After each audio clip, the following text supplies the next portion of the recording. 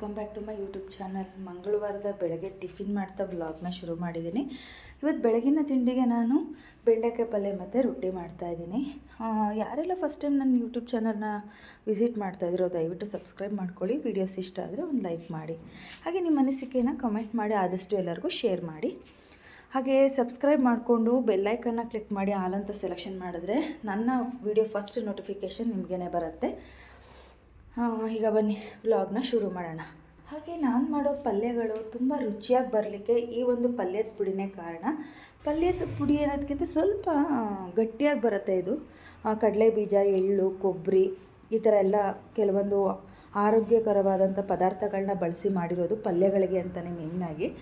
ಎಷ್ಟು ರುಚಿಯಾಗಿರುತ್ತೆ ಅಂತಲೇ ಹೇಳ್ಬೇಡಿ. ಹಾಗೆ ಈ ರೆಸಿಪಿ ಬೇಕಂದರೆ ನೀವು ದಯವಿಟ್ಟು ಕಾಮೆಂಟ್ ಮಾಡಿದ್ರೆ ನಾನು ಚಟ್ನಿ ಪುಡಿಗಳ ರೆಸಿಪಿ ಜೊತೆಗೆ ಈ ಒಂದು ಪಲ್ಯದ ಪುಡಿ ರೆಸಿಪಿನೂ ಶೇರ್ ಮಾಡ್ತೀನಿ. ತುಂಬ ಟೇಸ್ಟ್ ಕೊಡುತ್ತೆ. ನಾನೊಂದು ತಿಂಗ್ಳಿಗೆ ಆಗೋ ಥರ ಮಾಡಿ ಗಾಜಿನ ಬಾಟ್ಲಲ್ಲಿ ಸ್ಟೋರ್ ಮಾಡಿ ಇಟ್ಕೊಂಡಿರ್ತೀನಿ. ಅದು ಖಾಲಿ ಆದಂಗೆ ಮಾಡ್ಕೊತೀನಿ. ಬೆಂಡೆಕಾಯಿ ಪಲ್ಯನ ಈಗ ಹಾಗೇ ತಿನ್ಬೋದು. ಈಗ ಸ್ವಲ್ಪ ಬೆಂದಿರಬೇಕು, ಅರ್ಧ ಬೆಂದಿರಬಾರ್ದು ಅಂದರೆ ಸ್ವಲ್ಪ ನೀರು ಹಾಕಿ ಬೇಯಿಸ್ಕೊಂಡ್ರೆ ನೀಟಾಗಿ ಇನ್ನೂ ಹದವಾಗಿ ಬೆಂದು ಟೇಸ್ಟ್ ಚೆನ್ನಾಗಿ ಕೊಡುತ್ತೆ. ನಾನು ಒಂದೊಂದು ಸಲ ಡ್ರೈ ರೋಸ್ಟ್ ಥರನೂ ಮಾಡ್ತೀನಿ, ಕೆಲವೊಂದು ಸಲ ಈ ಥರ ತಿಕ್ ಗ್ರೇವಿ ಥರನೂ ಮಾಡ್ಕೊತೀನಿ. ಸ್ವಲ್ಪ ಒಂದು ಅರ್ಧ ಗ್ಲಾಸ್ ನೀರು ಹಾಕ್ತೆ ಅಷ್ಟೇ. ಸ್ವಲ್ಪ ಏನೋ ಪೌಡರ್ ಎಲ್ಲ ಹಾಕಿದ್ದೀನಲ್ವ, ಅದರದ್ದೆಲ್ಲ ಹಸಿ ವಾಸನೆ ಹೋಗಲಿ ಅಂದ್ಬಿಟ್ಟು ಅದನ್ನೆಲ್ಲ ಹುರಿದೇ ಮಾಡಿರೋದು. ಆದ್ರೂ ಪಲ್ಯಕ್ಕೆ ಹಾಕಿದಾಗ ಒಂದು ಸ್ವಲ್ಪ ಬೆಂಡೆಕಾಯಿ ಎಲ್ಲ ಅಬ್ಸರ್ವ್ ಮಾಡ್ಕೋಬೇಕಲ್ವ, ಹಂಗಾಗಿ ಅದು ಬೇಯೋದ್ರಲ್ಲಿ ನಾನು ಈ ಕಡೆ ಅಕ್ಕಿ ಹಿಟ್ಟನ್ನು ಸಹ ಕಲಿಸ್ಕೊತಾ ಇದ್ದೀನಿ. ಇವತ್ತು ವಾರ ಬೇರೆ, ಬೇಗ ತಿಂಡಿ ಮಾಡಿ ವಾರ ಬೇರೆ ಮಾಡ್ಕೋಬೇಕು. ಸಿಂಚಿರೋದ್ರಿಂದ ಸ್ವಲ್ಪ ಬೇಗನೆ ಆಗುತ್ತೆ. ಅವಳು ಮನೆ ಒರೆಸ್ಕೊತಾಳೆ, ನಾನು ಕಸ ಗುಡಿಸ್ಕೊಟ್ಬಿಟ್ಟು ಸ್ನಾನಕ್ಕೆ ಹೋಗ್ತೀನಿ. ನೋಡೋಣ ಇವತ್ತಿನ ಬ್ಲಾಗ್ ಹೇಗೆ ಸಾಗತ್ತೆ ಅಂತ. ಎಲ್ಲೂ ಸ್ಕಿಪ್ ಮಾಡಬೇಡಿ. ಲಾಸ್ಟಿಗೆ ಈ ಥರ ಕಾಯಿ ತುರಿ ಉದುರಿಸ್ಬಿಟ್ರೆ ಬೆಂಡೆಕಾಯಿ ಪಲ್ಯ ರೆಡಿಯಾಗಿ ಹೋಗತ್ತೆ. ಈ ಕಡೆ ಸ್ವಲ್ಪ ಸಣ್ಣ ಉರಿಯುತ್ತೆ, ಈ ಕಡೆ ಪಕ್ಕದಲ್ಲಿ ಒಲೆ, ಅದಕ್ಕೆ ಟ್ರಾನ್ಸ್ಫರ್ ಮಾಡಿಕೊಂಡು ಈ ಕಡೆ ರೊಟ್ಟಿ ಹಾಕೊಂಡು ಬಿಡ್ತೀನಿ. ಇನ್ನೇನೊಂದು 2 ನಿಮಿಷ ಕಾಯಿ ತುರಿ ಹಸಿ ವಾಸನೆ ಹೋಗೋವರೆಗೂ ಸಿಮ್ಮಲ್ಲಿಟ್ಟು ಬೇಯಿಸೋದಷ್ಟೇ.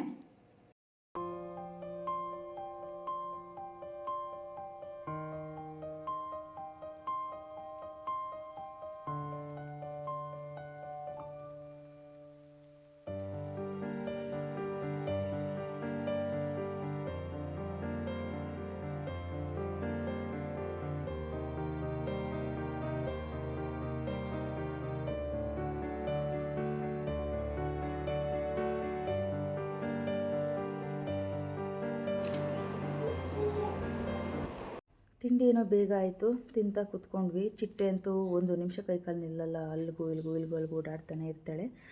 ತುಂಬ ಕ್ಯೂಟ್ ಅನಿಸುತ್ತೆ ಅಂತ ಹಾಗೆಯೇ ಈ ವಿಡಿಯೋ ಬಿಟ್ಕೊಂಡೆ. ಹಾಗೆಯೇ ಮುಂದೆ ಚಿಟ್ಟೆಗೆ ಫಸ್ಟು ರೆಡಿ ಮಾಡಿಬಿಡ್ತೀನಿ ಸ್ನಾನ ಮಾಡಿ. ಆಮೇಲೆ ನಾನೊಂದು ಕೋರಿಕೆನ ಕೋರ್ಕೊಂಡಿದ್ದೆ ಸಾಯಿಬಾಬಾ ಅವ್ರ ಹತ್ರ. ಪೂಜೆ ಮಾಡುವಾಗ ಅವರು ವರ ಕೂಡ ಕೊಟ್ಟರು. ಆ ವಿಡಿಯೋ ಕೂಡ ಕ್ಯಾಪ್ಚರ್ ಆಗಿದೆ ನನಗೆ ಗೊತ್ತಿಲ್ಲದೇ. ಅದನ್ನು ಎಡಿಟಿಂಗ್ ಮಾಡುವಾಗ ನೋಡಿದೆ, ತುಂಬ ಖುಷಿಯಾಯಿತು. ಅದು ಸಹ ಕ್ಯಾಪ್ಚರ್ ಆಗಿದೆಯಲ್ಲ ಅಂದ್ಬಿಟ್ಟು. ತುಂಬ ದಿನದಿಂದ ಇಟ್ಕೊಂಡಿದ್ದೆ ಈ ಕೋರಿಕೆನ, ಇವತ್ತು ಕೇಳಿಕೊಂಡೆ. ದೇವರು ಬಲಗಡೆನೇ ಹೂವು ಕೊಟ್ಟರು. ಅದು ಸಹ ಕ್ಯಾಪ್ಚರ್ ಆಗಿದ್ದು ನಿಮ್ಮ ಮುಂದೆ ಶೇರ್ ಮಾಡಿದ್ದು ತುಂಬಾ ಖುಷಿಯಾಯಿತು. ಆ ಪ್ರಸಾದನ ನಾನು ಮುಟ್ಕೊಂಡು ಹಾಗೆ ಬ್ಲೌಸ್ ಕಟ್ಟಿಂಗ್ ಮಾಡೋದಿತ್ತು. ಕಟ್ಟಿಂಗ್ ಮಾಡ್ಕೊತಾ ಕೂತ್ಕೊಂಡೆ. ಮೊಟ್ಟೆ ಸಾಂಬಾರು ಮಾಡಬೇಕು. ಮಧ್ಯಾಹ್ನಕ್ಕೇನು ರೊಟ್ಟಿನೇ ಮಿಕ್ಕಿದೆ, ಹಾಗಾಗಿ ಸಾಂಬಾರು ಮಾಡೋದು ಸ್ವಲ್ಪ ನಿಧಾನನೇ ಮಾಡೋಣ ಅಂದ್ಬಿಟ್ಟು ಫಸ್ಟಿಗೆ ಬ್ಲೌಸ್ ಕಟ್ಟಿಂಗಿಗೆ ಕೂತ್ಕೊಂಡಿದ್ದೀನಿ. ಸಾಂಬಾರು ಮಾಡಿಟ್ರೆ ರಾತ್ರಿಗೆ ಆರಾಮಾಗಿ ಬರೀ ರೈಸ್ ಮಾಡ್ಕೋಬೋದು, ಬಟ್ಟೆ ಹೊಲಿಯೋಕ್ಕೂ ಈಸಿ ಆಗುತ್ತೆ. ಈಗ ಫ್ರೀ ಆಗಿದ್ದ ಟೈಮಲ್ಲಿ ಸಾಂಬಾರು ಮಾಡಿ ಇಟ್ಬಿಡೋಣ ಅಂದ್ಕೊಂಡಿದ್ದೀನಿ. ಬ್ಲೌಸೆಲ್ಲ ಕಟ್ಟಿಂಗ್ ಆದಮೇಲೆ ಸಾಂಬಾರು ಮಾಡ್ತೀನಿ, ಮೊಟ್ಟೆ ಸಾಂಬಾರು. ಹಾಗೆ ನಿಮ್ಮ ಜೊತೆ ಒಂದು ಬ್ಲೌಸ್ ಟಿಪ್ಸ್ನ ಶೇರ್ ಮಾಡ್ತೀನಿ. ಕಂಕಳನ್ನು 5:30ಗೆ ಇಟ್ಟರೆ 2:30ಗೆ ಒಂದು ಮಾರ್ಕ್ ಮಾಡ್ಕೊತೀನಿ. ನೋಡ್ತಾ ಇರ್ಬೋದು ಅಲ್ಲಿಗೆ 2:30ಗೆ ಒಂದು ಮಾರ್ಕ್ ಮಾಡಿಕೊಂಡು ಕೆಳಗಡೆಯಿಂದ ಮಧ್ಯದ ಭಾಗಕ್ಕೆ 1:30ಗೆ ಮಾರ್ಕ್ ಮಾಡ್ಕೊತೀನಿ. ಆಮೇಲೆ ರೆಡಿ ಸುತ್ತಳತೆ 9:30 ಇತ್ತು, 9:30ಗೆ ಒಂದು ಮಾರ್ಕ್ ಮಾಡಿಕೊಂಡೆ. ಈ ರೀತಿಯಾಗಿ ಒಂದು ಮಾರ್ಕ್ ಮಾಡಿಕೊಂಡು ನಾನು ಶೇಪ್ ಹಾಕ್ಕೊತೀನಿ. ಆಗ ಕಂಕಳು ಅಷ್ಟು ಬಫ್ಫು ಬೀಳಲ್ಲ. ಎರಡನೇ ಶೇಪ್ನ ಅರ್ಧ ಇಂಚಿಗೆ ಮಾರ್ಕ್ ಹಾಕ್ಕೊಂಡ್ರೆ ಫ್ರಂಟ್ ಮತ್ತು ಬ್ಯಾಕ್ ಪೋರ್ಷನಲ್ಲಿ ಕಂಕಳ ಹತ್ರ ಬಫ್ ಬೀಳಲ್ಲ. ಹಾಗೆ ಭುಜ ಕೂಡ ಸ್ಟಿಫಾಗಿ ಕುತ್ಕೊಳ್ಳುತ್ತೆ. ಹಾಗೆ ಈ ಒಂದು ಟಿಪ್ಸ್ ಇಷ್ಟ ಅಂದರೆ ಒಂದು ಲೈಕ್ ಮಾಡಿ. ಹಾಗೆ ಸಾಂಬಾರು ಕೂಡ ಮಾಡಿದೆ, ಬ್ಲೌಸ್ ಎಲ್ಲ ಕಟ್ಟಿಂಗ್ ಮಾಡಿ. ಮೊಟ್ಟೆ ಒಂದು ಸಹ ಒಡೆದಿರಲಿಲ್ಲ, ಅಷ್ಟು ಚೆನ್ನಾಗಿ ಕೈಮ ತೇಲುತ್ತಲ್ಲ ಹಂಗೆ ತೇಲ್ತಾ ಇದ್ವು. ಸಾಂಬಾರೆಲ್ಲ ಮಾಡಿಟ್ಟೆ. ಚಿಟ್ಟೆ ಮತ್ತು ಸಿಂಚು ರೂಮಲ್ಲಿ ಕೂತ್ಕೊಂಡು ಆಟ ಆಡ್ತಾಯಿದ್ರು. ಅವಳಿಗೆ ಏನೇನೋ ಬಟ್ಟೆ ಎಲ್ಲ ಕಟ್ಟೋದು, ಕೈಗೆ ರೇಗಿಸೋದು ಎಲ್ಲ ಮಾಡ್ತಿರ್ತಾಳೆ ಸಿಂಚು ಅಂತೂ. ಚಿಟ್ಟೆನೂ ಹಂಗೆ ಅಕ್ಕ ಅಕ್ಕ ಅಂತ ಹಿಂದಿಂದೇ ತಿರುಗತ್ತೆ. ಅಷ್ಟೊತ್ತಿಗೆಲ್ಲ ಮನೆ ಕೊಂಡ್ಲು ಸ್ವಲ್ಪ ಹೊತ್ತು. ಅವಳು ಮನೆಗೆ ಎದ್ದೊಳೋದ್ರಲ್ಲಿ ದೇವರಾಜು ಕೂಡ ಬಂದರು. 4 ಗಂಟೆಗೆಲ್ಲ ಬಂದರು. ಊರಿಂದ ಹಲಸಿನ ಹಣ್ಣು ತೊಗೊಂಡು ಬಂದಿದ್ದಾರೆ. ಚಿಟ್ಟೆ ಗಾರ್ಡನ್ ಇದ್ದಲ್ಲಿದ್ಲು. ಅವ್ರ ಅಪ್ಪನ ಬೈಕ್ ಸೌಂಡ್ ಕೇಳ್ತಿದ್ದಂಗೆ ದಡಕ್ಕಂತ ಎದ್ದು ಕೂತ್ಕೊಂಡ್ಲು. ಆ ಥರ ಅವಳು. ಬ್ರೆಶೀಟ್ ಏನಕ್ಕೆ ಇಟ್ಟಿದ್ದೀನಿ ಅಂತೀರಾ? ಅವಳು ಬ್ರೆಶೀಟೆಲ್ಲ ಇರಬೇಕು ಅವಳು ಮನೆಕೊಂಡಾಗ. ಹೊಚ್ಕೊಳ್ಳೋದವರು ಮುಂದೆ ಇರಬೇಕು. ಹಂಗಾಗಿ ಅವಳು ಮನಗಿಸುವಾಗ ತೆಗೆದಿಟ್ಬಿಡ್ತೀನಿ. ಹಾಗೆ ಸಂಜೆ ಹಲಸಿನ ಹಣ್ಣು ಕೂಡ ಕುಯ್ತಾರೆ. ಸಖತ್ತು ಸ್ವೀಟು ನಮ್ಮನೆ ಹಲಸಿನ ಹಣ್ಣು ಅಂತಲೇ ಹೇಳ್ಬೋದು. ಹಾಗೆ ನಾವು ಸಂಡೇ ಖಾಲಿಯಾಗಿ 2 ಮಂತ್ಸ್ ಆಯಿತು. ಬಿಗ್ ಬಾಸ್ ಮುಗ್ದಾಗಿಂದ ನಾವು ಸಂಡೇಟಿಗೆ ನಾವು ಕರೆನ್ಸಿ ಹಾಕ್ಸಿರ್ಲಿಲ್ಲ. ಇವತ್ತು ಸಿಂಜು ತುಂಬ ಕಾಡಿ ಬೇಡಿ ಅವ್ರ ಅಪ್ಪನ ಕೇಳಿದ್ಕೆ ಹೋಗಿ ಎಲ್ಲ ಹಾಕಿಸ್ಕೊಂಡು ಬಂದಿದ್ರು. ಅದನ್ನೆಲ್ಲ ಸೆಟ್ ಮಾಡ್ತಾ ಇದ್ದಾಳೆ. ಸೆಟಪ್ ಬಾಕ್ಸ್ಗೆಲ್ಲ ಹಾಕಿ ಕಾರ್ಡ್ನ. ತುಂಬ ಖುಷಿಯಾಗೋಯ್ತು. ಅವಳಿಗೆ ಕಾರ್ಟೂನ್ಸ್ ತುಂಬಾ ನೋಡ್ತಾಳೆ. ಅವಳು ಹಿಂದಿ ಎಲ್ಲ ಚೆನ್ನಾಗಿ ಕಲ್ತಿದ್ದಾಳೆ. ಮಾತಾಡೋದೆಲ್ಲ ಅದೆಲ್ಲ ಕಾರ್ಟೂನ್ಸ್ನ ನೋಡೇ ಕಲ್ತಿರೋದು. ತುಂಬ ಖುಷಿಯಾಗುತ್ತೆ. ಹಂಗಾಗಿ ಈಗಲೂ ಸಹ ಅವಳು ಸಣ್ಣ ಮಕ್ಕಳು ಥರ ಕಾರ್ಟೂನ್ಸ್ನ ನೋಡ್ತಾಳೆ. ಇರಲಿ ಅಂದ್ಬಿಟ್ಟು ದೇವರಾಜು ಹಾಕ್ಸಿದ್ರು. ಯಾಕೆಂದರೆ ಅವಳು ನೋಡ್ತಾ ಕುತ್ಕೊಂಡು ಬಿಡ್ತಾಳೆ. ಓದೋದಾಗಿರ್ಬೋದು ಇವೆಲ್ಲ ನೆಗ್ಲೆಕ್ಟ್ ಮಾಡ್ತಾಳೆ ಟಿ ವಿ ಇದ್ದರೆ. ಹಂಗಾಗಿ ನಾವು ಟಿ ವಿನ ಜಾಸ್ತಿ ಹಾಕ್ಸೋದಕ್ಕೆ ಹೋಗಲ್ಲ. ಇರಲಿ ವೆಕೇಷನ್ಸ್ ಅಲ್ವಾ ಅಂದ್ಬಿಟ್ಟು ಹಾಕ್ಸಿದ್ರು. ಅಮ್ಮನ ಮನೆ ದೂರ ಅಲ್ವಾ, ಯಾವಾಗಲೂ ಹೋಗ್ಲಿಕ್ಕಾಗಲ್ಲ, ಟೈಮ್ ಪಾಸ್ ಮಾಡೋಕ್ಕೂ ಹಿಂಸೆ ಆಗುತ್ತೆ ಅವಳಿಗೂ ಅಂದ್ಬಿಟ್ಟು ಅವಳು ಹೇಳ್ದಂಗೆ ಕೇಳಿದ್ರಿ ಈ ಸತಿ ಅಂತಲೇ ಹೇಳ್ಬೋದು. ಹಲಸಿನ ಹಣ್ಣೆಲ್ಲ ಕುಯ್ತಾ ಇದ್ದಾರಲ್ವ, ನಾನು ಎಲ್ಲ ಬಿಡಿಸ್ಲಿಕ್ಕೆ ಸಿಂಜು ನಾನು ಇಬ್ಬರು ಕೂತ್ಕೊಂಡ್ವಿ.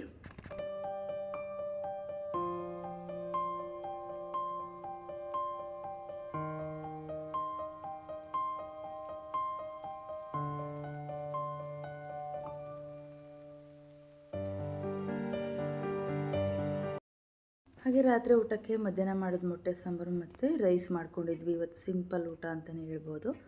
ಊಟ ಮಾಡಿ ಬ್ಲೌಸ್ ಹೊಲಿಯೋದಕ್ಕೆ ಕೂತ್ಕೊತೀವಿ. ಯೂಶ್ವಲಿ ನಮ್ಮನೇಲಿ 7:30 8 ಗಂಟೆ ಒಳಗಡೆಗೆ ಊಟ ಆಗಿಬಿಡತ್ತೆ. ಕೆಲವೊಂದು ಸಲ ಲೇಟ್ ಆಗುತ್ತೆ. ಹಾಗಾಗಿ ಊಟ ಮಾಡಿ ಒಂದು ಅರ್ಧ ಗಂಟೆ ಹೊರಗಡೆ ರಿಲ್ಯಾಕ್ಸ್ ಮಾಡಿ ಬ್ಲೌಸ್ ಹೊಲಿಯೋದಕ್ಕೆ ಕೂತ್ಕೊತೀನಿ. ಒಂದು 8:30 ಹಂಗೆಲ್ಲ.